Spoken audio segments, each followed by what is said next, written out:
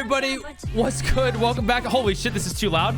Yeah, hello. Yeah, this is future me. I'm actually editing it right now, and I just didn't really like the way the intro was actually done. It just didn't really flow really well, or didn't really fit the video, so I decided just to cut it out. But anyways, this is my reaction to A Crap's Guide to Final Fantasy XIV. I'm looking at all the roles, DPS, tank, and healer. Obviously not in that order, but it was just really funny. By the way, I did this all live on Twitch, so if you guys aren't already following me on there, it links in the description down below. Hope you guys enjoy my reactions. All right, so this is A Crap Guide to Final Fantasy XIV Tanks. This was posted in April. I have not seen this before. Let's go ahead and give it a go, bro. What up, warriors of fartness? I bet you don't have the slightest clue how to play this eyeball-melting anime game. Oh, sure, you probably know that you can beat up enemies by clicking on them until they die, but do you know how to find a static in your FC to help you prog Yooooo? I bet you don't even know what any of those words mean, so sit down, shut up, and eat your gissel greens, because I'm gonna teach you what thee mayhap not knoweth, thy noobliness. Welcome to A Crap Guide to Final Fantasy.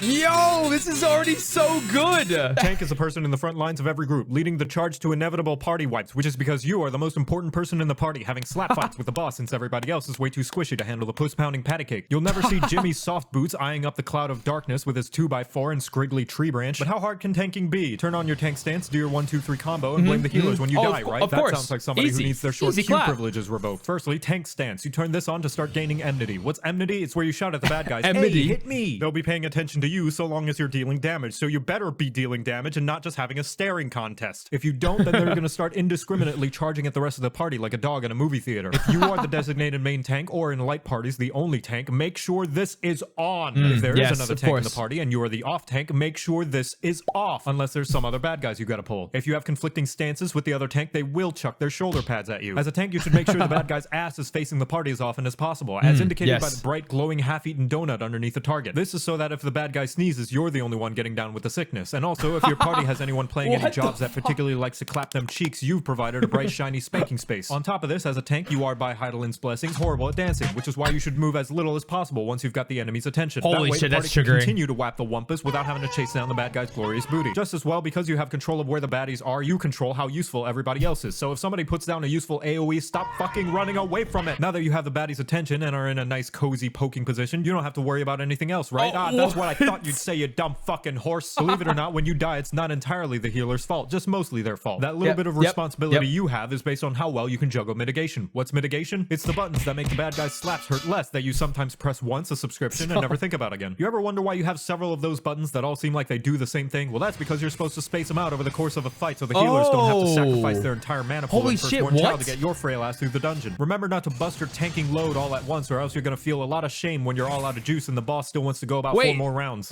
Wait, is that E12? Is that supposed to be E12? What the fuck? Look at the grapes, dude.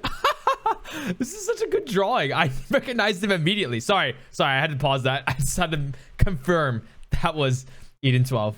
To go about 4 more rounds. Every tank also has a press X to not die button that can be used to survive any devastating attacks, or if you're a really aggressive paladin who drew every enemy in a dungeon ever and don't want the healer to hire a hitman on you. As for what your limit break does, tanks are thicker than the average Disney mom, to the point your honky chonky donkey bahonky extends to the rest of the party, protecting them from damage up to a whopping 80% at LB3. The thing is, unless you're a high-end player, you'll probably be using tank LB as frequently as a good player rolls high on loot. Overall, you have 4 flavors to choose from: punk, grunge, metal, and Christian rock. There's warrior for big axes, big anger, big self-healing, and if you like to do fell cleaves, big anger again and again and again and again. If you prefer more brooding than cruding, the Dark Knight is great for doing your best guts impression. You get a huge ass sword, goopy black energy particle effects, and the literal best mitigation in the entire game. But it's balanced because they get the worst invulnerability button in the entire game. You press it and then it makes you die. Gunbreaker is called a tank, but everybody knows it's just 3 DPS in a trench coat, as designated by the fact you get a fucking gun and your swings explode. Well, you have to be a hardcore gamer since it requires a lot of cartridges. And finally, the Paladin, who tries to pretend they're a healer and caster, but only when the other healers and casters are looking. But fuck all that, because the most important thing is that you get the motherfucking sword and shield, baby! Try getting behind this wall of holiness, bitch! Now you know how to play tank, you're welcome. Wow. Probably like the most compact, but also the most straightforward guide I've ever seen on how to actually play a role. He hit all the things, was memeing, and oh my god, great jokes, great landing delivery. I can't believe that I've actually never seen this video before. It's literally informative, but it's just somebody yelling at you being like, get fucking good, bro. I learned today. Augers. What a good motherfucker, man. What a good guy. They need a DPS guide. Let's do, okay, healer. Fuck yeah, let's do healer. I love power and I love feeling powerful. My God, this is like words of affirmation, guys. Like this is, he knows. I love power and I love feeling powerful. It strokes my biggly wiggly and forces lesser beings to bow down to my awesome might lest they taste my boot between their gums. Nothing has ever given me the same rush of adrenaline than knowing that everybody has to submit to my whims for their own safety. It makes my brain do the goody good chemicals and allows me to feel as though I have control over this truly unfortunate reality that the universe is slowly careening into an eventual heat death and there's nothing anybody can do about it as we are inconsequential specks in this cruel and uncaring universe. But none of that matters because look at this, I can pull my party members into a pit that kills them. I find that hilarious. Welcome to a crap guide to Final Fantasy. I had an existential crisis in like 20 seconds. The greatest power of all is the power to have control over people's lives, which is why the healer is the most likely party member to have a god complex. Right behind main tanks, mentors, and anybody who's an omnicrafter. You are the most important person in the party, as you, along with the tank, are responsible for keeping the party alive by kissing their boo-boos and slapping the bitch who made the boo-boo. That's right, as a healer, you do have to deal damage as well. Man, but it's called a healer, and healers are supposed to heal, right? Wrong! A healer's job is not necessarily to heal the party, but rather to keep them alive. Bro, and it yes, looks so there's good. A difference. There's going to be a lot of downtime between heals, and you bet your afflatus rumpus that you're making the fight take longer than it has to if you're just sitting there twiddling your thumbs waiting for your next chance to cast Cure. What do you do when the party's full health? What do you do when the party's full health? Or even halfway up and standing? TPS the bad guys. No, I don't pay your sub. But when the fight takes too long, it starts to rub fuck yeah, dude, he everybody's knows. nerves, and when you hit endgame, it serves you right. When the boss will wipe the party, cause you couldn't beat and rage. Sure, you're for the most part keeping the party alive with a variety of healing, utility spells, some regen, some shields, but an equal amount of time you're casting those, you're also throwing in some extra DPS when time allows. Remember, Glare mage, DPSing come on. is just mitigating Glare future mage. damage. And if you're able to kill the current wave of dungeon mobs before they deplete the tank's HP, which by the way is going to regen to full by the time you reach the next mob pull anyway, what does it matter how low their HP gets? So yes, DPS when time allows. When does time allow? Well, I know you're scared of independence and thinking by yourself, but that's going to be a balancing act you'll have to figure out. However, my rule of thumb is the minimum amount of HP a party member has to be at is 1. But if that's too scary for your widow fingies, ask yourself, will the enemy's next attack make your party member fall on their ass? If yes, heal so that it doesn't. If no, time to become a glare mage, motherfucker. Hey, as long glare as they're mage, alive let's and go. you're clearing the content, you're doing your job right. There is one caveat to doing your job right, and that's that everybody will hate you for it. Literally, by healing, you start to generate a lot of aggro from the bad guy. So if you ever decide to heal before mob pulls in dungeons, it's important to stick close to the tank like an ERPer sticks to Vieira's wearing 2B thigh highs. Especially if you throw on a regen and suddenly 800 mobs crash through the wall with a How to Fry Fairies cookbook. You can still do it, but you should know what you're getting into. Like live streaming and hoping that anybody will watch. As for your limit break, we heard you like healing, so we put more healing in your healing so you can heal while you heal. Unfortunately, you won't be using any limit break aside from LB3 because LB1 and 2 just heal the party, and you already have plenty of band-aids and popsicles to do that on your own. LB3, however, is so potent in healing it resurrects everybody in the party back from the dead instantaneously. But they will have to do the thriller afterwards, so it's best to be safe for when you at least have enough people to make a backup dancing crew. For the flavors of healer, we have 3 boomers and the new kid on the block who bought a Glock and has a TikTok. gun. The white mage is the most I straightforward. understand. You heal when a buddy is hurt and you attack when they're not. Just about everything in your arsenal is all about feeding them so much it'll make an inflation artist blush in embarrassment. You're also equipped with the best AoE skill in the entire game and the ability to never run out of mana unless you're really, really bad. Best of all, when your buddies get hurt, you can heal them to harness their blood for the blood lily. Hey, blood for the blood lily. But you like tarot readings and star signs like a suburban woman in her mid to late 20s. Astrologian is probably for you. You draw cards that will enhance the abilities of your party members and you fill the arena with enough space dust and constellations that you'll need 5 layers of sunglasses to see. Taking this job will also teach you how to build a bomb. Don't worry, it's friend. Scholar is a weirdo who used to hang out with all the bad DPS kids, but decided to turn their life around when they met a nice girl who supports them in their new hobby. Only problem is she knows nothing about your hobby, and you have to keep correcting her on fandom trivia. They're all about putting shields and defensive buffs that protect the party from taking damage in the first place. That way they can guess what? DPS even more. Also, your girlfriend can get thick. And finally, the new kid on the block, the Sage, a scholar who decided to stop being nice and pick up a gun that shoots lasers. Like Scholar, they also put shields and protective buffs on their party members so they can spend more time shooting lasers. How do they do this? After seeing Alphino change to the job, my guess is the Nulliths are liquefied carbuncles. Rest in peace, Carby. And now you know how to play healer. You're welcome. What a good way. Very informative. Wait, I have to go back real quick. What is this? What did he say? Oh, there it is. With a variety of healing utility spells, Okay, so we have debuff Be Gone, which is the Asuna. We have rescue Get Over Heal. Heals with the Z. Very good, very good. I like that. Take this and don't talk to me. What the fuck? Oh, this is regen. Okay, I understand. Okay. Take this and don't talk to me. What? Missing HP? What the fuck is shields? Oh, fair enough. Equal amount of time you're casting those, you're also... Hey, look at that. That's the actual rotation right there. Glare Mage, baby. Next, the latest one, which is DPS, right? I can't wait to see what they say about me. Everybody likes to do damage, and don't pretend like you don't, because I know you're lying. Otherwise, why would you be playing an RPG with core mechanics such as leveling up, getting stronger, and looking fashionable as fuck? It's to do massive numbers on the other guys until their numbers are so small they match the PP size of anybody who doesn't commend at the end of the duty. The other big numbers, baby. Too quickly is no excuse. How do you expect to move quick enough to avoid AoEs if you can't even move quick enough to tell your allies they're doing a great job and that their glamour is sexy? Is that uncharacteristically nice of me? Maybe, but it means I get to steal the LB3 from the only melee in the group. Welcome to A Crap Guide to Final Fantasy. Perfect.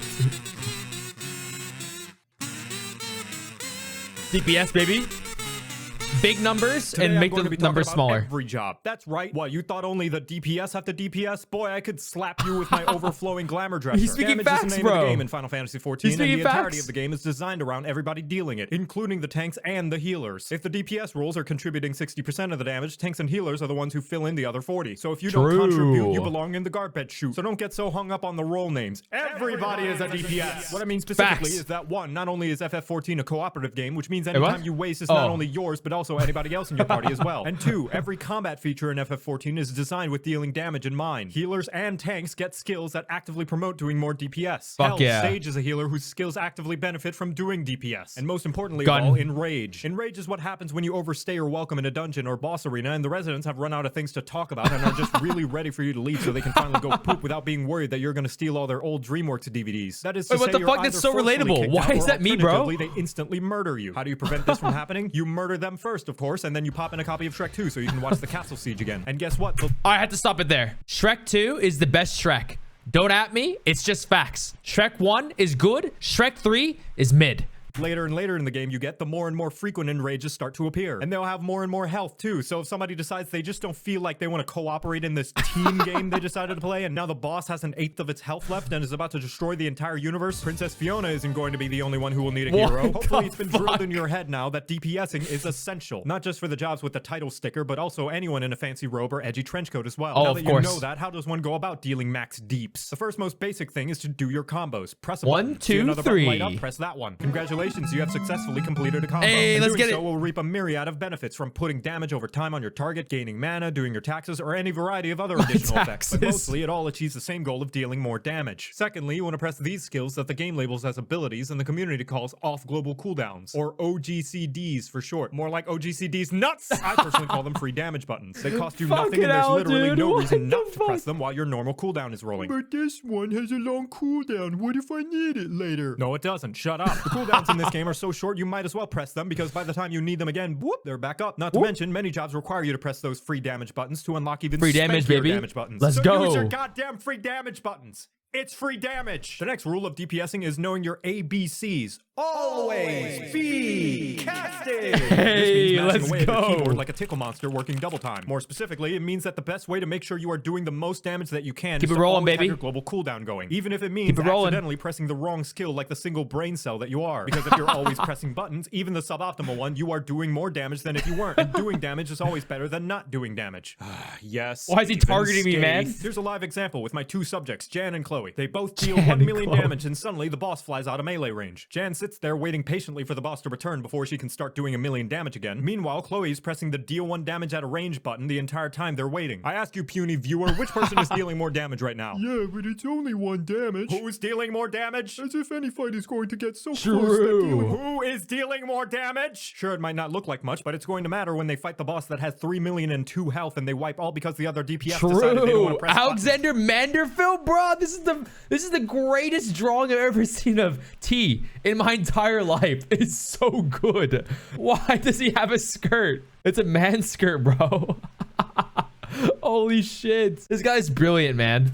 It's such little DPS, it won't make a difference? Sure, Jan. Now, one of the best things you should do to improve your damage in Final Fantasy XIV is this. It's really simple. I want you to lean in. It's a super simple thing. Here, come close. I'm going to say the thing. Are you ready? Okay, here it goes. Read your tooltips! The little block of text that literally tells you what your skills do. Honestly, you would be surprised how many people queue into an expert dungeon and never realize they have a skill that can attack multiple targets. Even all the things I tell you in this video. The combos, the range attacks, the AoE damage skills, the free damage buttons. The best way to know what your job is capable of is by reading your job job skill tooltips yourself. So you better read your goddamn tooltips, because if I see another player not knowing about their AoE combo and a mob pull at level 80, I'm gonna grab the nearest etherite and bash you so hard you're gonna be teleported to the final resting place of every year our peers used undergarments. With all that out of the way, you'd think I'd covered everything you need to do to be our an peers ultimate clearing badass, don't ask them, right? bro. Unfortunately, not Waffle Face, because the final responsibility every single role in Final Fantasy XIV shares is not dying. Oh sure, the healers help, don't but die. most of the time your own survival is on you and only you. And that means making sure you do the fight mechanics and don't take avoidable damage like it's got the cheese touch. Oh, I'm sorry, are you in the middle of your cast? You want to try and hit that purple parse like the big man you are? That's too damn bad! Each time you take damage that is avoidable, it means the healer has to heal you and they're dealing less damage. And on top of that, you get this cheese puff called a vulnerability stack. The For sticker. each stack you have, you take more and more damage until you get one shot when the enemy farts in your general direction. All this to say, if you don't avoid enemy damage, you will not only make the healer do less DPS, but you're also likely going to die, which means 0 DPS. And True. if you still think 0 that's not DPS a is big bad. deal and the healers can just res you, each time you die, you get a dunce cap of Shane that reduces your DPS even more for about as long as a red light in Philadelphia. So you better Holy stay fuck, alive, that's or else actually I'm gonna relatable raise as you so I fuck. can rescue you into an AoE and kill you myself. To recap, everybody's DPS matters. Press your free damage buttons. Always be casting. Read your tooltips. Stay alive. But even if you keep all those things in mind, the #1 rule to improve your DPS performance is to practice. Striking dummies are all over the goddamn place, out in the overworld, and even in the yards of some random people's houses in the residential districts. So if you see one, there's go no to shame in someone's whacking house. it a few times like you're auditioning to be a dominatrix. I'm sure the neighbors won't mind. Practice makes perfect, and even all the foresight in the world will not fully translate into the doing. So go and do that doing so that one day you too can do the do and make everybody else look like doo-doo because of how good your doing skills are. Fuck and with yeah. how much doing you'll be doing, maybe someday you too can clear an ultimate and get a shiny ass weapon of your own to show off to people AFKing he's at the got Limsa one, Etherite baby. Plaza. Just know the difference between an amateur and a master is that a master has failed way more times. By the way, get ready for a party. Wow. Wait, what?